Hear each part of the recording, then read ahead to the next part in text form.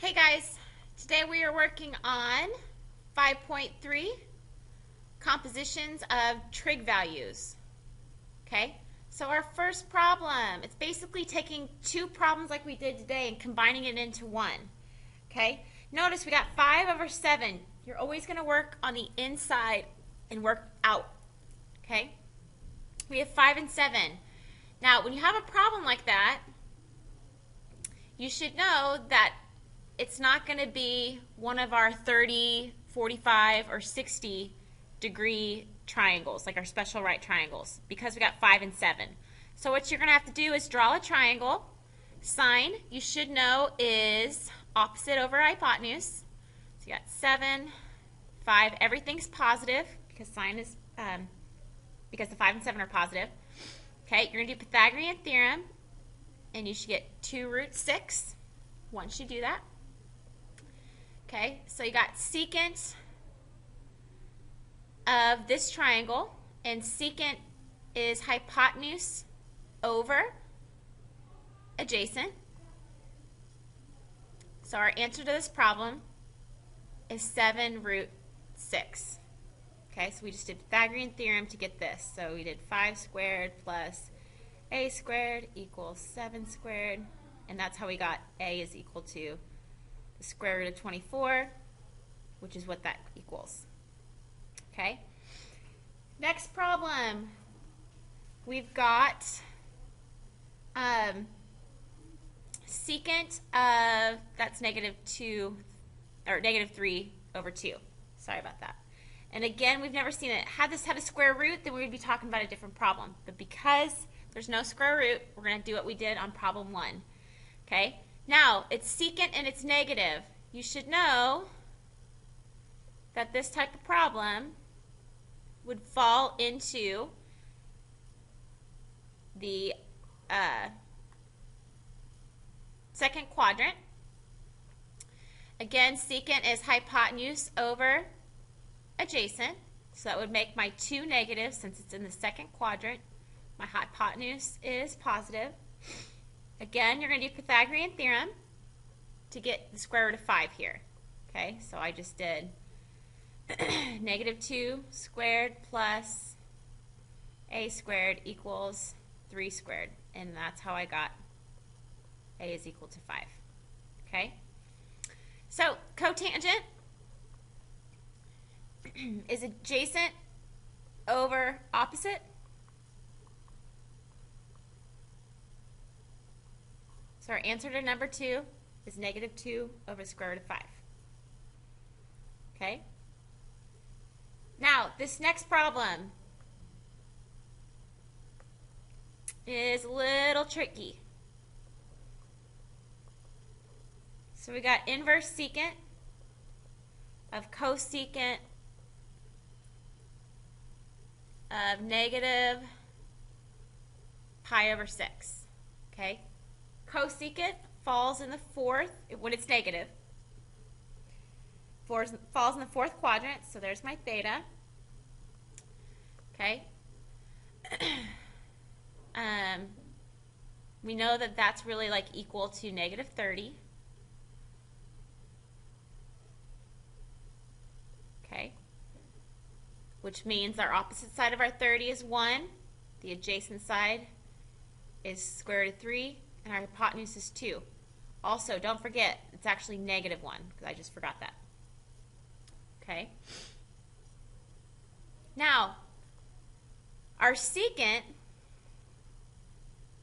is our hypotenuse over adjacent. So, we've got secant, inverse secant of 2 over the square root of 3. Okay, so remember, we're restricting our domains. So, because it's positive, and you can do this, because I showed y'all this today, you can go ahead and flip over if you like dealing with cosine better. Since it's positive, it's going to be in the first quadrant.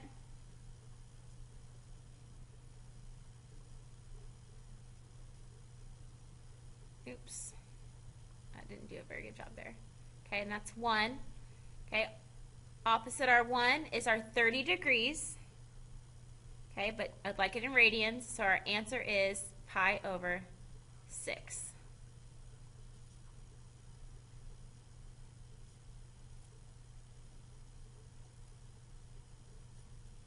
Okay.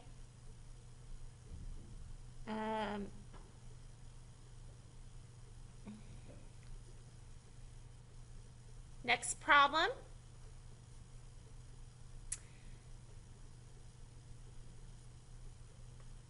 Get your inverse sine of your sine of 4 pi over 3.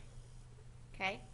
Now, I've taught y'all in the beginning that inverse sine and sine cancel out, which is true, they do, but when we're restricting the domain and the range with these problems, our domain goes from negative pi over 2 to pi over 2. And so our answer is not 4 pi over 3 because that does not fall within our domain. So we've got to actually work this problem out. Okay, so this brings us back to the unit circle that we did back in September and October. Okay, you should know off the top, you should know that 4 pi over 3 falls in the third quadrant. Okay, and it's equivalent to a 60-degree angle, like if we did our reference angles. Okay, if you don't remember this, you need to refer back to your notes. All I did was 4 pi over 3 minus pi. You left with pi over 3. That's where I got the 60 from. So this is negative square root of 3. This is negative 1. And this is 2. Okay, so our sine value of this problem, opposite over hypotenuse. So we still have this sign here. Our answer to this inner problem is negative square root of 3 over 2.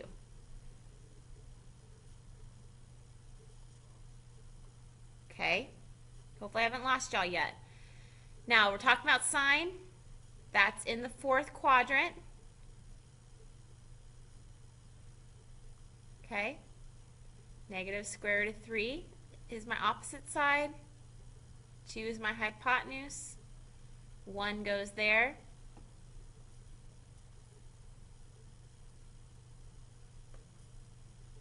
You should know opposite your square root of 3 is like your 60-degree reference angle. But because it's sine and because this is negative, oops, your answer would be, if I asked you to do it in radians, would be negative 60. But because I want it in radians, it's pi over 3, negative pi over 3. Okay?